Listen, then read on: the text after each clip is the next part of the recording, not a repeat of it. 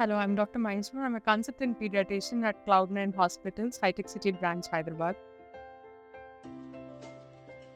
Protein is an essential food that a child will require, especially because children have to grow and develop. So, the protein is required for their growth, their development, cell repair, growth of new cells, and also it will boost their immunity. Protein is an essential element that is required in their diet along with carbohydrates. So, some of the sources of protein is as usual again eggs, meat sources, mushrooms, tofu. All these contain excessive proteins. One of the important protein sources will be legumes. They contain a lot of protein. As our country developed and we are going through changes in economy, everybody's income sources have increased. So we're not seeing those very severe protein deficiency cases that have become very less over the years.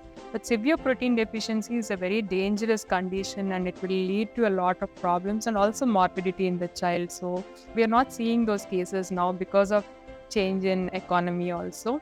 However, mild protein deficiencies are being seen even now, and they can be very abstract symptoms like poor concentration in the class, always fatigue.